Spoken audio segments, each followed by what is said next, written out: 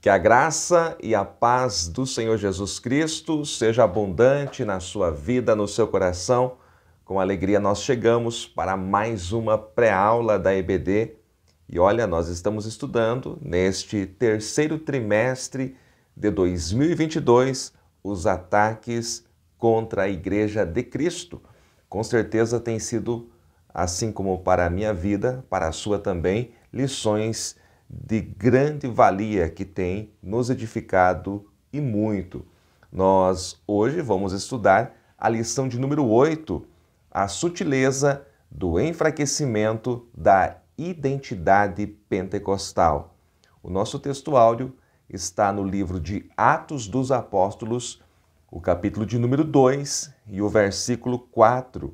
E todos foram cheios do Espírito Santo e começaram a falar em outras línguas, conforme o Espírito Santo lhes concedia que falassem. A nossa verdade prática diz que a doutrina do batismo no Espírito Santo e o falar em línguas como sua evidência, e eu acrescentaria aqui evidência inicial, são um distintivo pentecostal mantido pela nossa igreja. A leitura bíblica em classe está no livro de Atos dos Apóstolos, o capítulo 2, versículos 1 ao 4, e também primeira carta de Paulo aos Coríntios, capítulo de número 12, os versículos 7 ao 11. A nossa lição bíblica, ela se divide em 3 tópicos. É muito importante que você leia, releia os tópicos que estão muito bem comentados pelo nosso comentarista, o pastor José Gonçalves. Aqui, nesta pré-aula, nós vamos fazer um apanhado geral, trazendo alguns conceitos que vão enriquecer aí a sua aula. Se você está conhecendo agora o nosso canal, seja muito bem-vindo, inscreva-se nesse canal, deixe o seu like, deixe aí o seu comentário, porque é muito importante este retorno que nós temos aí dos irmãos. Vamos lá! Para iniciar esta aula, eu sugiro que você responda o que é a identidade pentecostal. Essa é a pergunta inicial que você vai trabalhar logo de início na sua aula. O que é a identidade pentecostal? Porque você só pode falar do enfraquecimento dela se você souber o que é a identidade pentecostal. A identidade pentecostal é a marca, é a característica dos salvos que creem na ação plena do Espírito Santo a partir de Atos 2 até o dia do arrebatamento da igreja. Vou repetir. A identidade pentecostal é a marca, é uma característica dos salvos que creem na plena atividade do Espírito Santo desde Atos 2 até o arrebatamento da igreja. Os pentecostais são identificados pelo batismo no Espírito Santo com evidência inicial falar em outras línguas, mas também pelos dons espirituais e ministeriais e pela diversidade de operações. Então, onde há pentecostais, há o batismo no Espírito Santo, que é o que os identifica, e também a manifestação de dons, a manifestação dos ministérios e também de diversidade de operações. E por que eu destaco tanto ministérios quanto diversidade de operações? Porque em nosso meio é muito falado a respeito do batismo e da sua evidência inicial, que é o falar em outras línguas. Também damos ênfase aos dons espirituais. Mas se você olhar para a primeira carta de Paulo aos Coríntios, o capítulo 12, os versículos 4 ao 6, você vai ver que Paulo fala da diversidade de dons espirituais que são concedidos pelo Espírito Santo, mas ele também fala da diversidade de ministérios e também de operações. Então, essas três coisas são marcas dos pentecostais, porque nós cremos na plena ação do Espírito Santo, assim como foi com a igreja primitiva, é assim hoje até o dia do arrebatamento da igreja. É importante que logo no primeiro tópico você comece a trabalhar aí a respeito do Pentecostes bíblico. O que seria esse Pentecostes bíblico? É a ação do Espírito Santo em toda a Bíblia. Quando você abre a Bíblia em Gênesis capítulo 1, a Bíblia está falando do Espírito Santo. Você já o encontra logo no segundo versículo da Bíblia. Quando você vai para o último capítulo da Bíblia, lá está o Espírito Santo. O Espírito e a noiva dizem vem. Então, do primeiro ao último capítulo da Bíblia, o Espírito Santo está presente. É claro que na antiga aliança havia uma ação limitada do Espírito Santo. Esta atuação do Espírito não estava disponível a todos.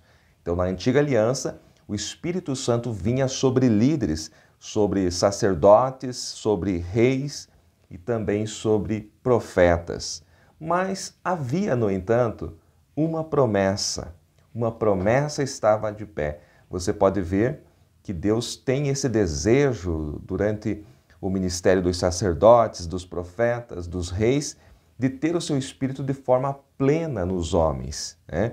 Você vê lá em Ezequiel, capítulo 36, versículos 26 e 27, e também a principal promessa que há no Antigo Testamento está lá em Joel, profeta Joel, capítulo 2, a partir do versículo 28, esta promessa, aquilo que profetizou, vaticinou o profeta Joel, começa a se cumprir em Atos 2, ali no discurso de Pedro. Pedro cita o texto de Joel 2 e 28. É muito importante alguns detalhes que você saiba que Pentecostes, por que nós chamamos hoje de pentecostalismo, de identidade pentecostal? Porque o derramamento do Espírito Santo, o cumprimento da promessa de Cristo aconteceu exatamente no dia de Pentecostes. Mas o que era Pentecostes lá no Antigo Testamento? O que era? Então é só você ir para a Torá, para os 5 primeiros livros da Bíblia, e você vai ver em Êxodo, em Levítico, em Números, em Deuteronômio, melhor dizendo, a respeito do Pentecostes na Torá. O Pentecostes era uma das principais festas judaicas. Você precisa saber disso para ministrar essa aula. O Pentecostes era uma das principais festas judaicas.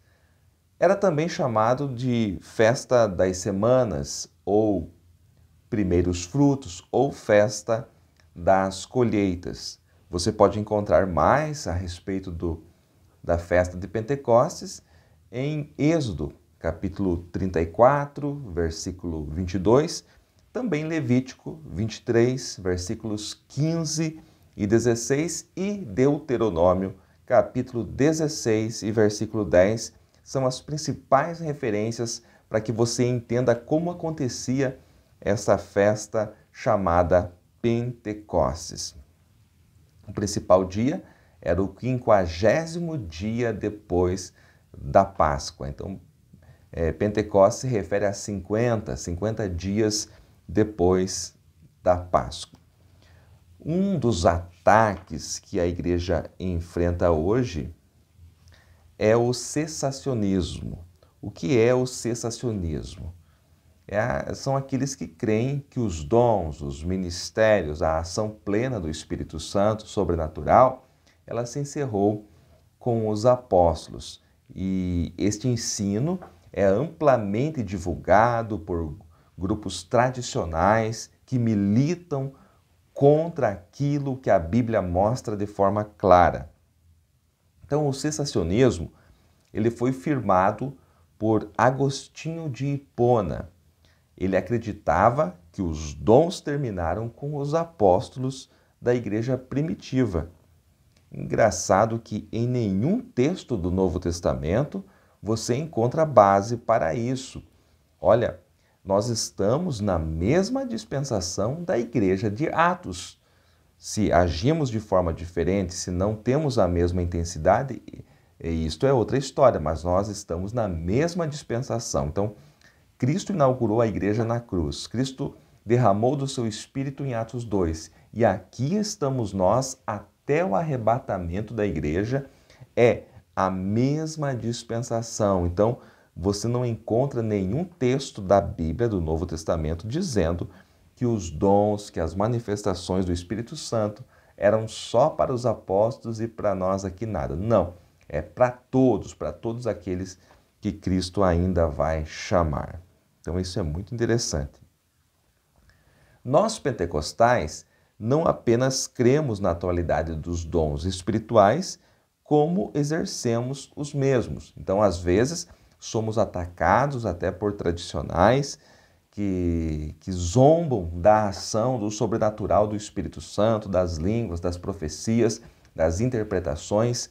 Mas veja só esse detalhe, será que em todo o mundo, os pentecostais, que são a maioria, será que eles estão brincando? Será que eles estão imitando? Será que eles estão zombando? É tudo uma zombaria? Não, é a ação do Espírito Santo plena, mas alguns grupos preferem não aceitar e preferem militar, atacar as verdades bíblicas.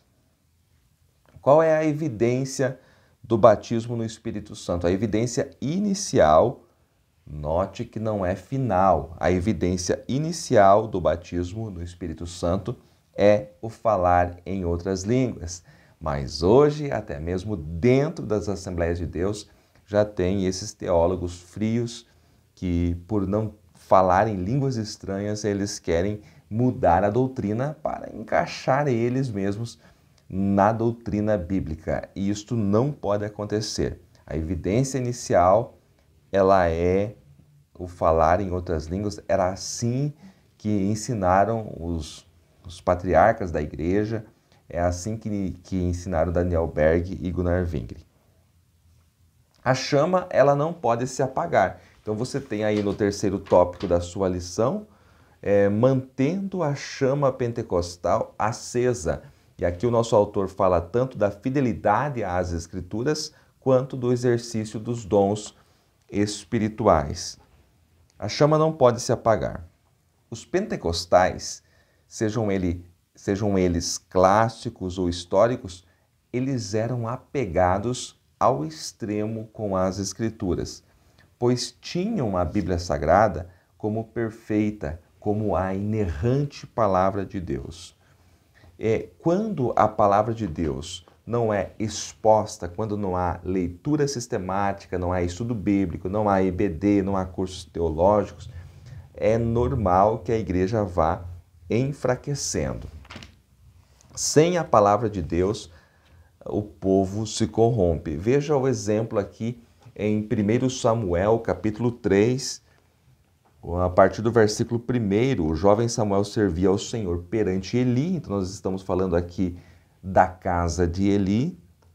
E a palavra do Senhor era de muita valia naqueles dias. E não havia visão manifesta. Em outra versão diz que a palavra do Senhor era muito rara e não havia visão. Porque se não há palavra, é normal que também não haja visões de Deus. Deus não revela a sua vontade. Isso é normal quando a palavra é deixada de lado. Então, a palavra era rara nos dias do sacerdócio de Eli e as visões eram escassas. E note que a cada dia as manifestações se tornam mais esporádicas dentro de nossas igrejas pentecostais. Eu vou repetir isso. A cada dia as manifestações sobrenaturais do Espírito Santo se tornam mais esporádicas. Isto não seria a identidade sendo enfraquecida? Isto não seria o movimento pentecostal perdendo a sua essência com modismos, com novidades? Então é tempo de nós voltarmos às Sagradas Escrituras. Os pentecostais de verdade, eles não são fanáticos, eles são apegados às Escrituras e eles também exercem os dons espirituais. Eu termino esta pré-aula dizendo que é tempo de nós voltarmos aos primórdios da igreja. É tempo de nós voltarmos à doutrina, é tempo de nós voltarmos à palavra, é tempo de nós voltarmos à comunhão, à mesa e termos unanimidade, porque assim nós manteremos acesa a nossa chama, nós levantaremos a nossa identidade pentecostal. Que Deus em Cristo abençoe a todos em nome de Jesus.